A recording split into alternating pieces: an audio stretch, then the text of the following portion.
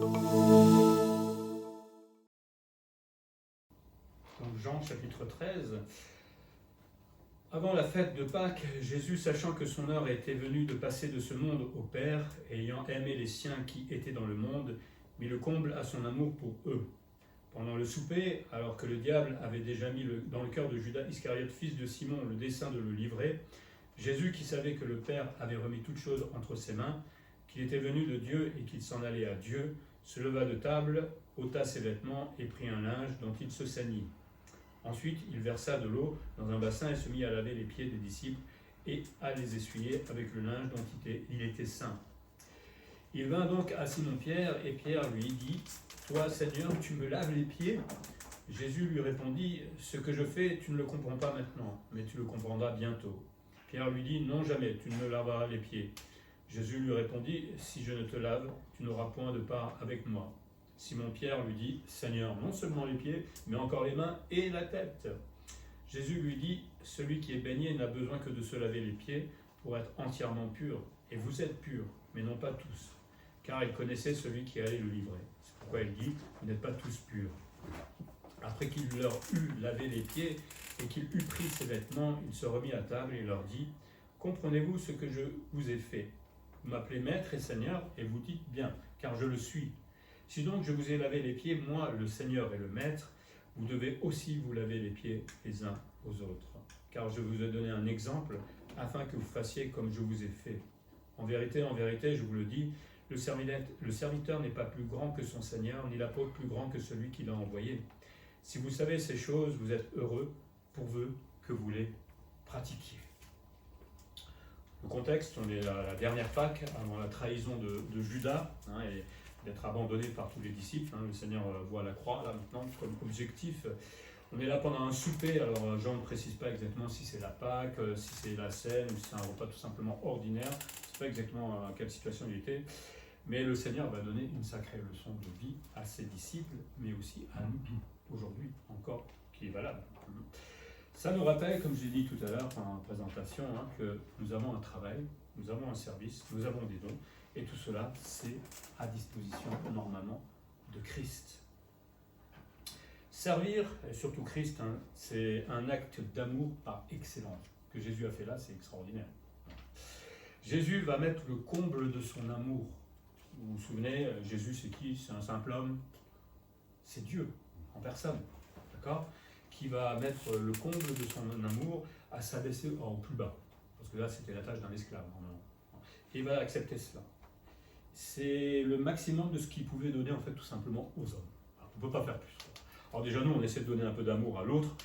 On fait un gros effort, des fois, pour y arriver. Mais alors là, Dieu, quand il donne le maximum de ce qu'il peut donner, vous imaginez l'immensité de l'amour qu'il est en train de donner là. Ça donne le vertige, quelque part. Ça nous rappelle aussi les paroles de Jésus sur la croix avant qu'il rende l'âme, tout est accompli, tout est fait. Et je ne sais pas si vous vous êtes rendu compte que c'est au moment où il dit que tout est accompli qu'il meurt. Ce n'est pas la mort qui l'emporte, c'est lui qui décide de partir. Donc il avait vraiment la maîtrise de tout. Mais Jésus offre ici son amour pourquoi? Pour des gens qu'il aimait à peu près, mais aussi pour des ennemis, parce qu'il va laver les pieds de Judas aussi. Et Judas, on sait très bien ce qu'il va faire juste après. Il avait déjà dans le cœur de le trahir. Mais aussi pour nous, puisqu'il a fait avant que nous nous convertissions aussi. Il a mis le compte de son amour pour chacun d'entre nous.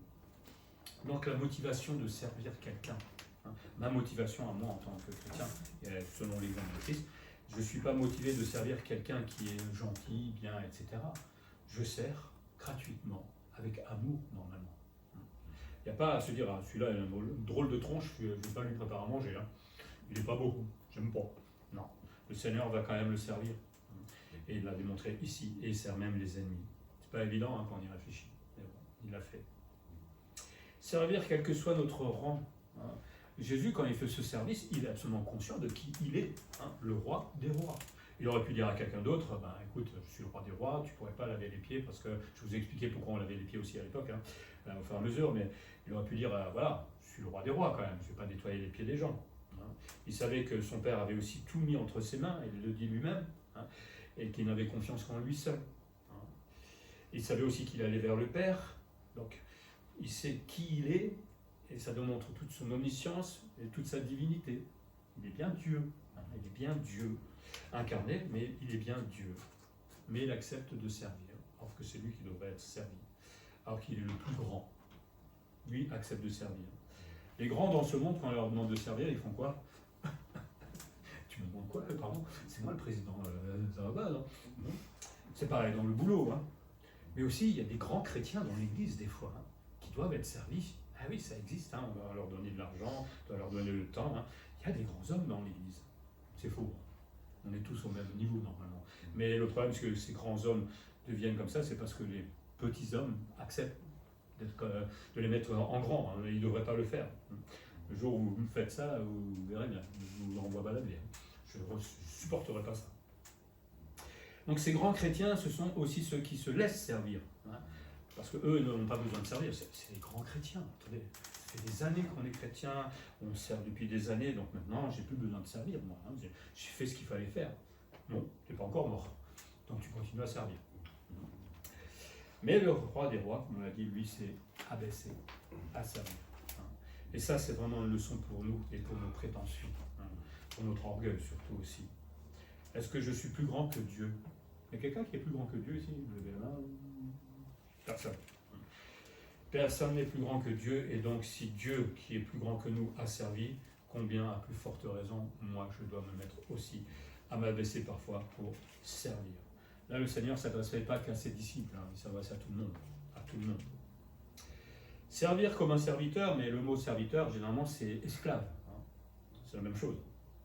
Dans le contexte, je vous le disais tout à l'heure, en fait, les gens dans la journée portaient des sandales, et donc, vous imaginez ce que ça donne, hein, il n'y avait pas du macadam à l'époque, et donc on marchait dans la poussière, donc il y avait beaucoup de poussière dans les sandales, dans les pieds, à cause de la route tout simplement, et donc quand on rentrait quelque part, on se lavait d'abord les pieds pour mettre de la poussière tout simplement de partout.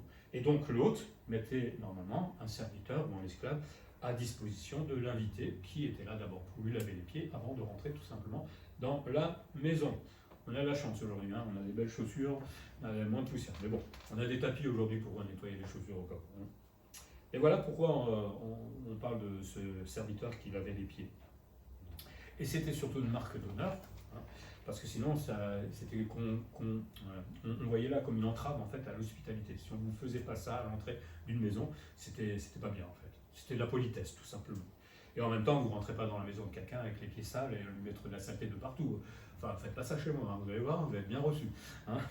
Je vous mettrai peut-être, je vous laverai les pieds s'il faut éventuellement, mais on ne va pas salir ma maison.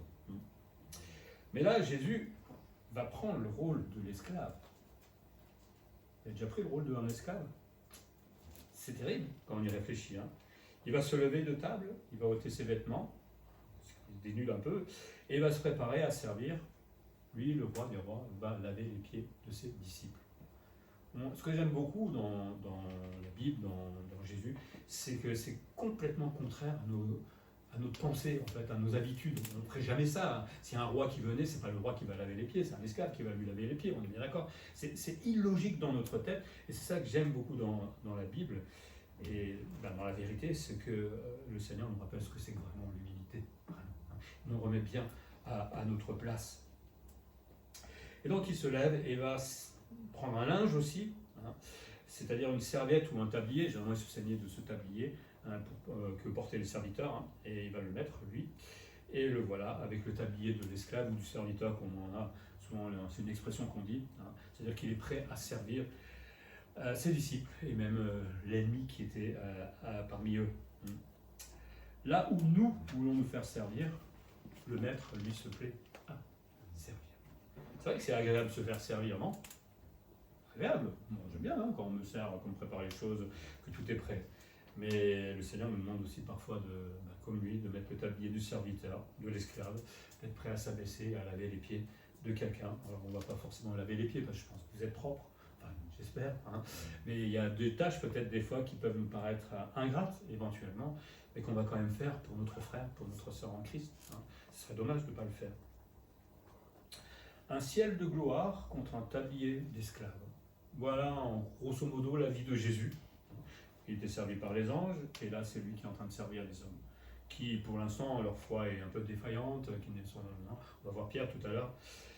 Souvenons-nous que Jésus donc a quitté la gloire du ciel pour se faire serviteur quelle gloire nous quittons pour ne pas devenir serviteurs? Je sais pas. Au ciel, comme j'ai dit, il était servi par des milliers d'anges. Vous avez déjà été servi par des anges? Par un ange? Peut-être, si, peut-être. On ne sait jamais. Hein. Le Seigneur envoie ses anges des fois pour nous protéger, mais on ne les verra pas forcément. Mais de visu, jamais. Donc moi, je serais resté tranquillement là-haut. C'était quand même plus peinard. Hein. Au ciel, c'est tranquille. Je n'ai pas la douleur de mon corps.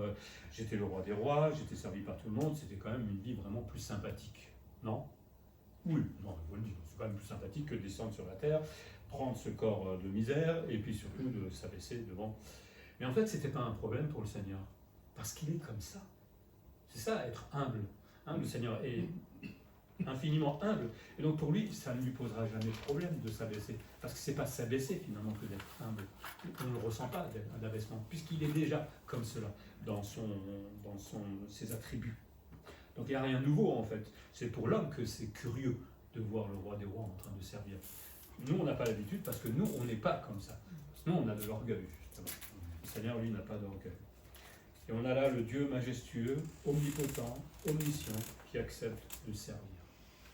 Qui suis-je pour dire « Je n'ai pas envie de servir aujourd'hui, Seigneur, je suis fatigué. » Ah, si le Seigneur avait fait ça, écoutez, j'ai un match de foot, je ne peux pas aller à la croix. Je dois faire ça ou ça. Hein, je n'ai pas le temps pour aller à la croix, voilà. En plus, ça fait mal, donc j'ai pas envie. Eh oui, heureusement qu'il allait jusqu'au bout. Hein. Donc l'amour passe aussi par le service. Hein.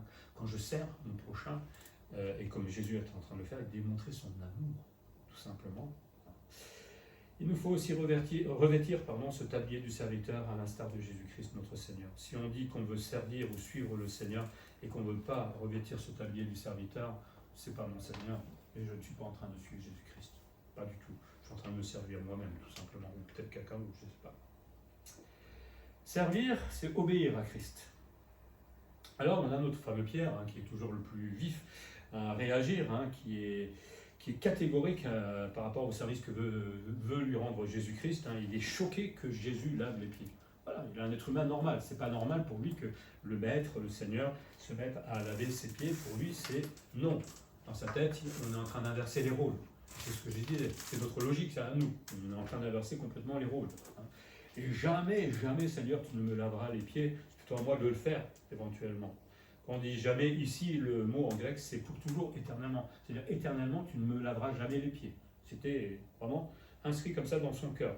Alors, au premier abord, ça paraît génial. Quelle humilité, ce Pierre. Hein, mais, oh là là, c'est formidable. Tu ne veux pas te faire laver par les pieds, tu veux nous démontrer que c'est toi qui veux le faire plus tôt. Mais le Seigneur va le reprendre. Pierre voulait faire tout pour Jésus, hein, mais il oubliait une chose, obéir. Combien de fois il va se faire avoir avec ça? Obéir. Quand le Seigneur nous demande de faire quelque chose qui nous paraît complètement illogique, insensé pour nous en tant qu'être humain, et s'il me demande de le faire, je dois obéir. Et si j'obéis pas, je désobéis tout simplement. C'est donc là, il y a une petite piste dans notre réflexion, des fois, notre logique qui nous empêche d'obéir au Seigneur parfois. Hein, parce qu'on a des pensées qui sont bien droites, bien carrées, binaires, comme on dit. Hein. Mais le Seigneur n'est pas binaire, lui, il n'est pas comme ça. Donc, peut-être le Seigneur, des fois, nous met dans des situations où on dirait c'est plutôt à nous de le faire. Mais non, acceptons que le Seigneur fasse cela et à nous de lui obéir, même si cela nous paraît complètement bizarre. Nous aussi, nous pouvons servir dans l'Église. Mais est-ce qu'on obéit à Dieu? Est-ce que je fais vraiment ce que Dieu me demande? Hein, il y a des gens qui travaillent à fond dans les églises, qui sont là tout le temps. Je ne suis pas convaincu parfois que c'est ce que le Seigneur leur demande de faire. Hein, c'est juste pour se montrer parfois. Regardez, je suis là, je suis tout. Ah, voilà. Est-ce que j'obéis à Dieu? C'est ça la vraie question. Jésus va répondre à Pierre, si je ne te lave, tu n'auras point de part avec moi. Point de part, ça ne veut pas dire la perte du salut, hein, mais plutôt une perte de communion avec le Seigneur.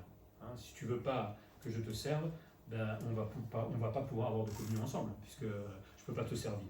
Et le service du Seigneur pour nous est important. Quel service il fait encore aujourd'hui le Seigneur pour nous?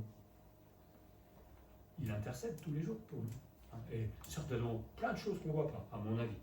Donc le Seigneur n'a pas arrêté de nous servir. Mais si on ne veut pas de ce service, ben, on ne peut pas avoir une communion avec lui, tout simplement. Et sans communion, eh bien, tout doucement dans le monde, on est vite tenté, on est vite souillé par le monde. Ça, c'est bien triste. Donc Pierre se met dans une mauvaise situation là. Le croyant doit être lavé régulièrement par l'eau de la parole pour rester pur. En lisant la Bible, je me nettoie parce que je me rends compte de ce qui n'est pas bon, ce que je dois changer, et je demande pardon au Seigneur pour m'améliorer. Mais j'ai besoin d'être lavé régulièrement. Celui qui est baigné n'a pas besoin qu'on lave. Non, pardon. Celui qui est baigné n'a besoin que de laver les pieds pour être entièrement pur. On va voir là, en fait, l'image à l'époque de l'oriental qui rentrait en fait des bains publics. Il allait dans les piscines, on pourrait dire qu'il y avait à l'époque, il se lavait entièrement, donc le corps était tout propre, d'accord. Puis il rentrait chez lui, il salissait de nouveau ses pieds. C'est ça l'idée là. La métaphore par rapport à ce qu'on connaît nous, c'est que le baignée, c'est celui qui est justifié, nous en l'occurrence, les chrétiens. Dans Tite, on parle du bain de la régénération. Donc nous, on a été régénérés, donc on est pur, on est saint devant Dieu. Mais on a parfois encore des chutes. Alors, vous plus, mais moi, il m'arrive encore de chuter, hélas. Et c'est un peu ces pieds qui sont sales, l'image des pieds sales, qu'il faut laver régulièrement, tout simplement. Globalement, on est pur, mais on doit se laver de temps en temps en demandant pardon au Seigneur pour nos chutes, nos péchés. Une fois justifié, le chrétien est sauvé, mais on a besoin du pardon régulier du Seigneur. Est-ce que quelqu'un n'a plus besoin de pardon ici du Seigneur? Ça, vous me rassurez, on est pareil. Et ça sera comme ça jusqu'au bout de notre vie, hélas. Mais bon, après, on peut s'améliorer. Donc là, Pierre vient de réfléchir. Oula, qu'est-ce que je viens de dire comme bêtise? Il se dit, alors, non, alors, pas seulement les pieds, mais alors lave-moi les mains et la tête. Il n'a toujours rien compris, en fait.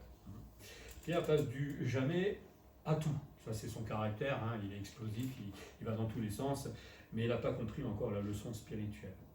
Est-ce que Pierre demande ici la justification? Je ne pense pas, mais il craint plutôt d'être exclu de la communion. Parce que pour lui, c'était important de suivre le Seigneur, même si on va voir qu'il n'est pas au top non plus. Jésus va dire, et vous, vous êtes purs. Alors non pas à cause d'eux-mêmes, les disciples n'étaient pas parfaits, ils sont comme nous, et le Seigneur va les reprendre plus d'une fois aussi, mais ils étaient purs à cause de la parole. Dans Jean 15,3, il est dit, déjà vous êtes purs à cause de la parole que je vous ai annoncée.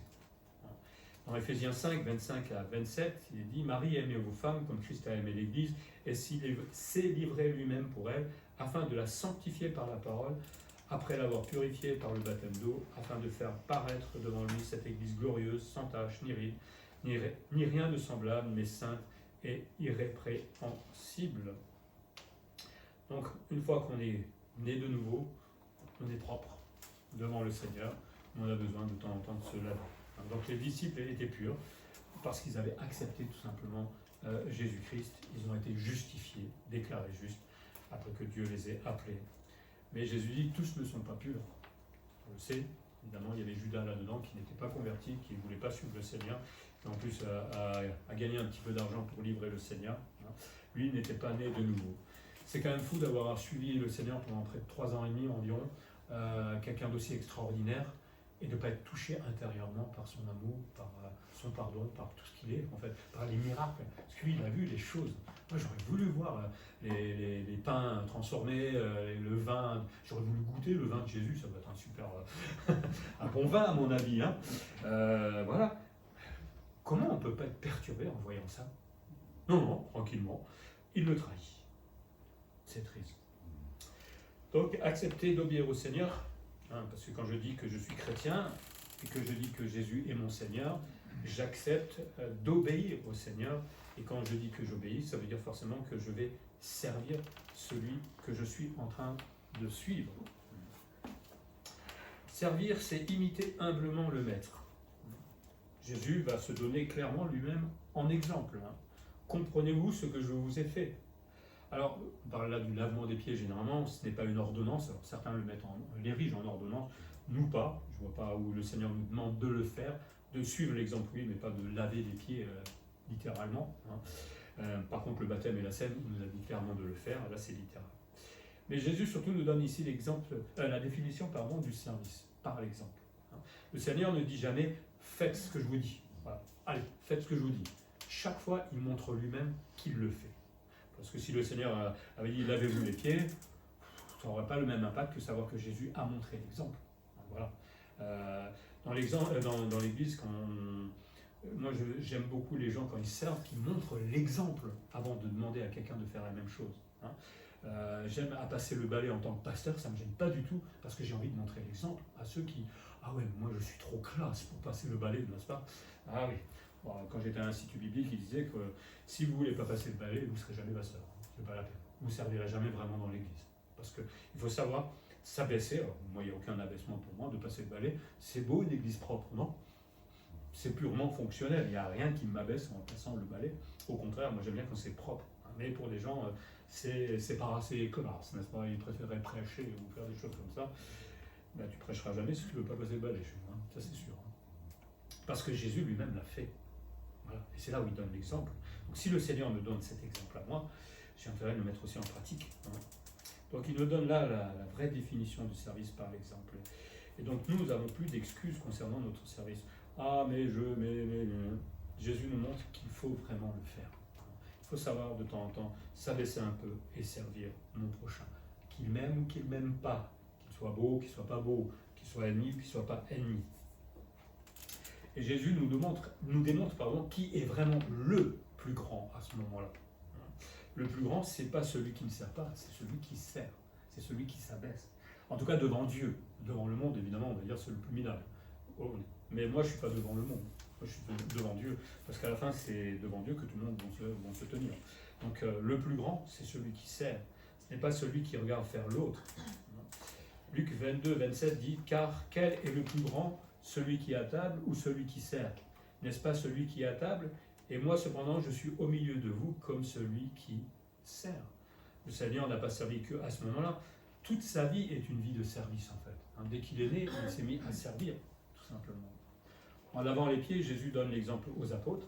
Une bonne leçon là, surtout à Pierre aussi, parce qu'il leur montre qu'il faut savoir accepter d'être abaissé quand on veut vraiment servir le Seigneur. Les grands, selon Dieu, ce n'est pas ceux qui disent des super grands ministères avec des méga churches ou de je ne sais pas quoi. Les grands, selon Dieu, c'est ceux qui servent, ceux qui prient, ceux qui passent le balai, ceux qui évangélisent, ceux qui prêchent, mais qui le font avec beaucoup d'humilité. Ce n'est pas ceux qui sont passifs, ni les profiteurs. Parce que c'est chouette de s'installer au fond de l'église tranquillement et de profiter de tout ce que font les autres tout le temps. Normalement, je suis aussi acteur de cela. Et si tout le monde était acteur, je crois que l'église serait beaucoup plus vivante. Donc l'ordre de Jésus ici n'est pas de laver les pieds, on est bien d'accord. On n'a plus besoin de ça, on a la douche aujourd'hui pour ça.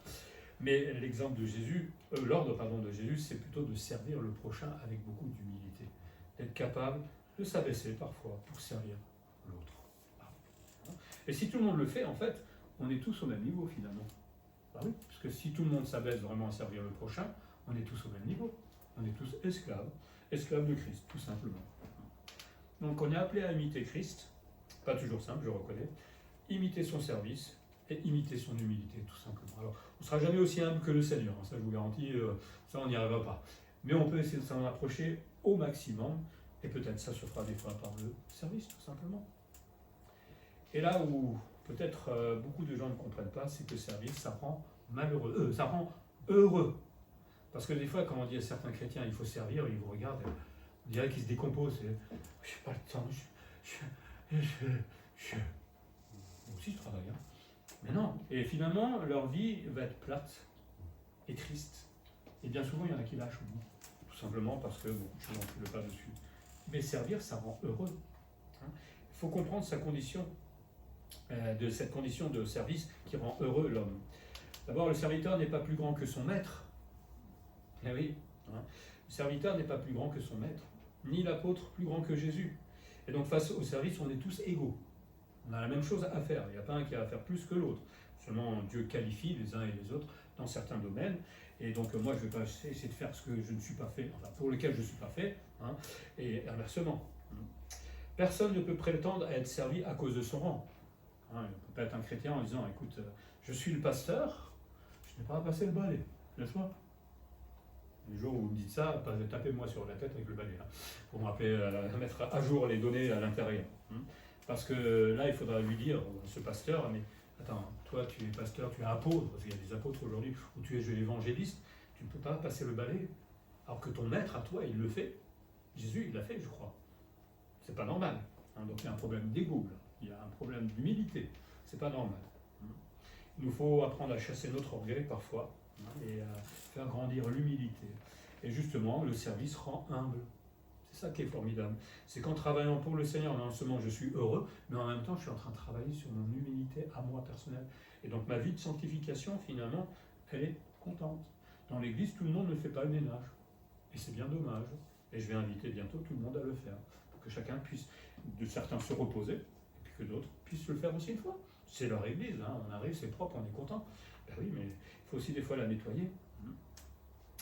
Il nous faut comprendre notre rang selon Dieu, hein, afin de nous rendre encore plus humbles. Si je comprends vraiment qui je suis devant Dieu, moi j'ai tendance à dire, oula, je vais me calmer, je suis tout petit devant le Seigneur. Parce que dans le ciel, c'est qui le chef? C'est Dieu, c'est pas moi. Et devant qui on va répondre, c'est Christ.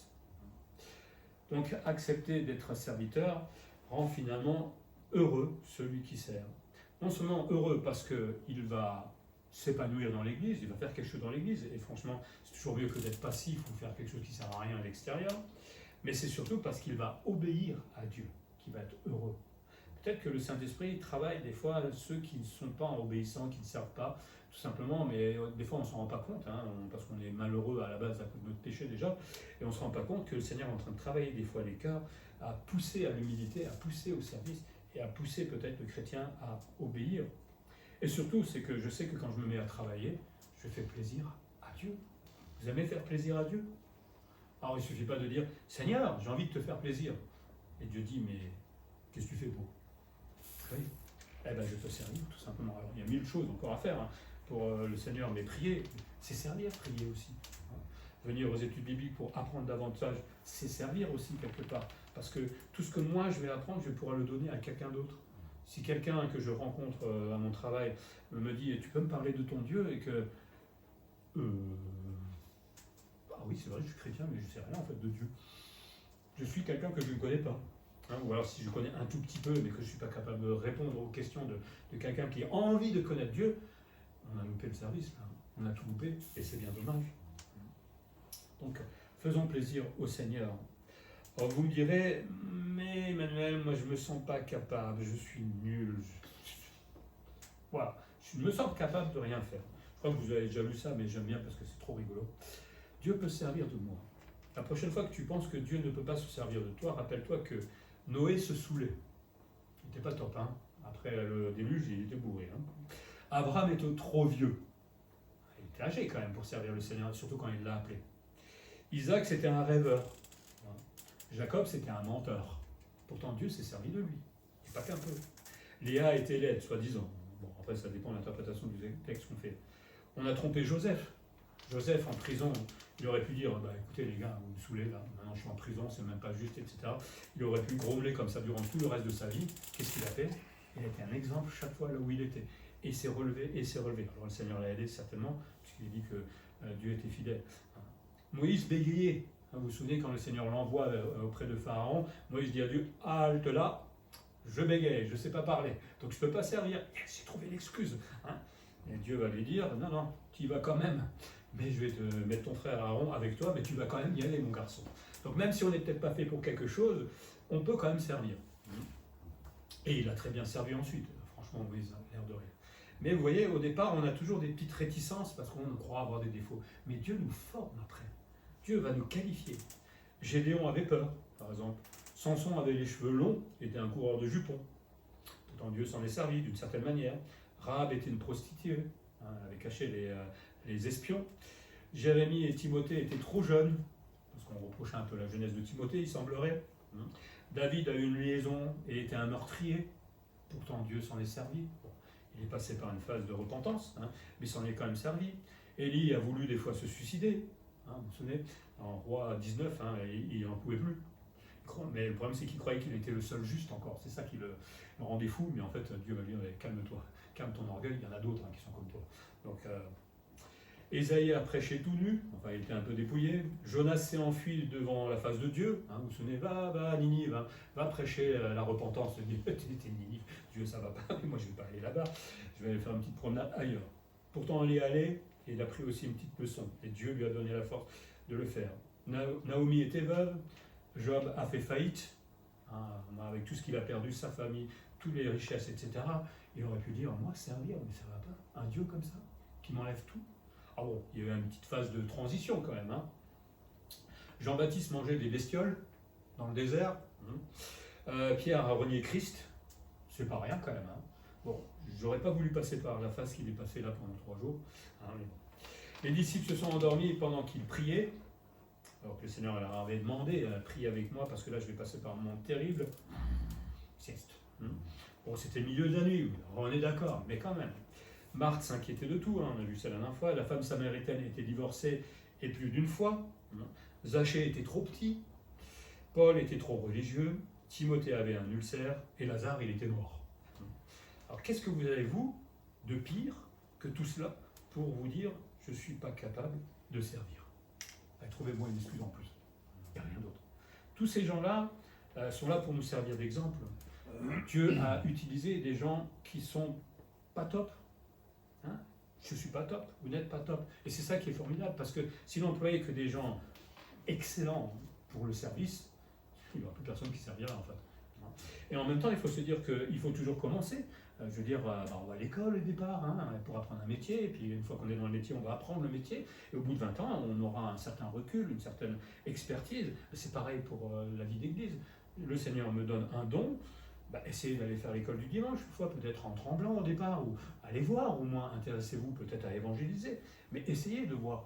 Et qui sait, peut-être d'un seul coup, Dieu va vous former, et va vous donner les compétences pour le faire. Moi, au départ, je tremblais pour parler devant. Je suis tombé dans les pommes, la première fois que j'ai fait la présidence, comme ça, crise cardiaque presque. Pour maintenant, je suis à l'aise, voilà. Donc le Seigneur nous rend capables au fur et à mesure du temps. Et s'il m'a donné un don, je ne vais pas lui dire, écoute, non, moi, de mon point de vue, je suis incapable. Mais Dieu dit non, si moi je te donne ce don, c'est que tu es capable de le faire, tout simplement. Servir en pratique. Je vais servir la semaine prochaine, mais je reste à la maison. Mais l'intention est bonne, attendons, je vais bientôt faire le ménage. Bientôt, je ne sais pas quand. L'intention est bonne, mais ça, c'est pas servir. Il faut le mettre en pratique. Et quand on a fini de faire le ménage et qu'on voit que l'église est propre, quand on a fini d'évangéliser ou de distribuer des traités, après que certains sont tombés des fois par terre, n'est-ce pas? François, il me regarde comme ça. On est heureux, on est épanoui parce qu'on a fait quelque chose pour le Seigneur. Savoir ces choses ne suffit pas en fait. Il faut les mettre à l'œuvre, il faut pratiquer son don, il faut agir, il faut mettre la main à la pâte, bref, il faut se secouer les puces, comme on dit des fois. C'est parfois savoir renoncer à soi-même pour autrui. Renoncer à soi-même, c'est renoncer à du temps, renoncer à peut-être certains plaisirs, ou un loisir, ou un truc comme ça qui n'est pas forcément utile, mais qui va me permettre peut-être de venir à l'étude biblique, peut-être distribuer des traités, peut-être aller voir une voisine et lui parler du Seigneur. Enfin, il y a tellement de choses qui sont là dans ce renoncement. C'est dépasser son orgueil pour simplement plus d'humilité. Et qu'est-ce qu'on en a besoin de cette humilité dans notre vie? C'est apprendre à grandir, apprendre à s'améliorer, à moins qu'il y ait quelqu'un qui est top, parfait, là. Rassurez, j'ai toujours peur que quelqu'un lève la main. Parce qu'on a toujours besoin de s'améliorer, alors autant dans la vie chrétienne, mais autant dans son service. Moi-même, j'essaie de m'améliorer encore. D'éviter de faire des erreurs. C'est pas grave si on fait des erreurs. On a des fois peur de se lancer à cause des erreurs qu'on peut faire. J'ai fait des erreurs, je suis pas mort. On demande pardon, on se relève et on avance. C'est génial de faire des erreurs parce qu'on apprend de ces erreurs tout simplement. Et puis en même temps, quand je sers, je me rends compte que je fais progresser tout simplement ma vie spirituelle. Qui moi, quand je m'étais amusé à distribuer des traités, c'est ma foi qui était en jeu là. Au début, je ne suis pas allé avec beaucoup de fierté, je tremblais, j'avais peur, je ne savais pas quoi dire, etc. Si jamais quelqu'un m'interrogeait, donc c'était vraiment une épreuve de foi. Mais je suis content d'être passé par là. Voilà. Il fallait le faire à un moment. Puis aujourd'hui, je suis beaucoup plus à l'aise. Mais si on ne commence pas par ces petites choses, on ne fera jamais rien en fait. Et c'est bien dommage. Et surtout, si moi je dois m'abaisser, souvenons-nous que Jésus, lui, s'est abaissé avant moi. Pour laver des gens indignes. Moi, je suis indigne que le Seigneur fasse ça pour moi. Lui a servi sur terre sans faire aucune distinction. Et il a obéi au Père parfaitement. Il n'a pas dit à son Père de temps en temps, je suis fatigué ce matin. Je ne suis pas allé prier pour les disciples, je ne vais pas aller prier pour cette foule-là qui est misérable. Je suis fatigué, Père. Vous avez entendu dire ça une fois? Même les disciples, à un moment, Jésus va leur dire, allez vous reposer un petit peu. À peine ils avaient traversé qu'ils étaient déjà nouveau au travail. Ils n'avaient jamais le temps de se reposer parce qu'ils ont compris que le royaume de Dieu était le plus important. Bon, ils avaient aussi une mission avec le Seigneur pendant 3 ans et demi. C'est un peu comme un institut biblique, on va dire. Où on est vraiment à fond, mais après ils se sont mis au travail aussi. Donc ils ont servi le Seigneur. Il y a plus de bonheur à donner qu'à recevoir, nous dit la Bible. Plus de bonheur à donner qu'à recevoir. Seulement, il faut le faire une fois. Il faut essayer pour comprendre. Autrement, on dira que non, c'est quand même mieux de recevoir. Moi, j'aime bien recevoir. Non, vous n'allez pas recevoir des cadeaux, qu'on vous serve un petit repas ou qu'on fasse les choses à votre place. Le ménage à votre place, c'est bien. Mais de temps en temps, il faudra le faire nous-mêmes pour comprendre que finalement, il y a du bonheur à le faire aussi. Et donc, heureux celui qui vit humblement et qui pratique le service que Jésus-Christ lui a confié. Pour terminer, la prochaine fois que nous appelons Jésus Seigneur, parce qu'on le fait chaque fois qu'on prie, certainement dans votre culte personnel aussi, Seigneur, Seigneur, Seigneur, il faudrait peut-être le faire avec un peu plus de prudence ou plus de sérieux, éventuellement. Rappelons-nous notre rang d'esclave ou de serviteur, et de son rang à lui, Seigneur, Seigneur des Seigneurs. Et en même temps que nous lui sommes complètement redevables, dans tout, dans le salut, mais dans la nourriture que vous avez, dans le toit que vous avez, la clim pour ceux qui ont de la chance en ce moment, avec la chaleur, je ne sais pas si vous l'avez, enfin, dans tout ce que nous avons, le travail, le vêtement, nous lui sommes redevables. On est bien d'accord?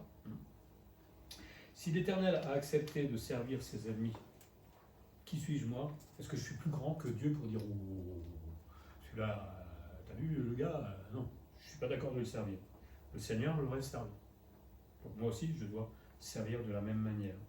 Si Dieu veut que nous servions, c'est que servir rend le chrétien heureux. Et surtout derrière, non seulement on en profite nous-mêmes, mais quand vous mettez à servir et que Dieu voit une église qui est vraiment là comme une fourmilière, il est glorifié. Parce qu'on cherche toujours à glorifier Dieu d'une manière, on cherche à l'adorer d'une manière ou d'une autre, mais obéir par le service, c'est quelque chose qui le rend absolument heureux. C'est ainsi que nous valorisons notre salut et que nous démontrerons aussi notre reconnaissance. C'est bien de dire Seigneur, merci pour le salut, Amen. Ok, c'est pas mal, on prie pour ça. Mais quand je me donne à fond pour lui, que je fais tout, que je le place toujours en priorité dans ma vie, là Dieu dit effectivement, il y a vraiment de la reconnaissance derrière lui. Et si je fais rien, Dieu dit mais tu m'aimes pas ou quoi? Mais c'est aussi utile à l'Église, qui finalement va s'épanouir avec tous les dons de chacun. Et quand tout le monde est à sa place, comme j'aime toujours cette image de la maison avec toutes les pierres à leur place, il n'y aura pas de courant d'air. Et surtout, c'est que la maison, elle va être solide, elle va être efficace, elle va être utile en fait à Dieu. Mais s'il n'y a que quelques pierres, alors on essaie de faire ce qu'on peut avec ce qu'on a, mais ça ne va pas aller très loin. Et finalement, le fait de ne pas servir, je suis là en pleine conscience que je ralentis tout simplement la progression d'une église. Et c'est bien, bien dommage. Alors, pas de chômage dans l'église, j'aime à le dire, c'est la rentrée. Et la preuve, on dirait qu'on est tous encore en vacances, il n'y a plus personne. Il y a encore moins de monde que pendant les vacances, j'ai l'impression. Donc j'espère que tous les gens seront là la semaine prochaine. Mais bon, quel sera votre service cette année? Posez-vous la question. Si vous ne savez pas, venez me voir, on va en discuter. On va trouver quelque chose à faire, il y a toujours quelque chose à faire. Ou discuter peut-être avec quelqu'un d'autre, si vous avez peur de venir me voir. Mais quel service sera le vôtre durant cette année? On va prier. Seigneur, quand nous étudions ta parole et surtout quand nous voyons ta personnalité, nous rencontrons une humilité telle que nous ne pouvons même pas comprendre parfois que le roi des rois, le Seigneur des seigneurs ait accepté de venir déjà sur la terre, mais surtout accepté de revêtir ce tablier du serviteur et de laver les pieds de ses disciples à ce moment-là, qui étaient choqués, qui ne comprenaient pas, c'est complètement illogique tout ça. Mais c'était là pour tout simplement nous servir d'exemple à nous. Toi, tu l'as fait alors que tu n'étais pas censé le faire.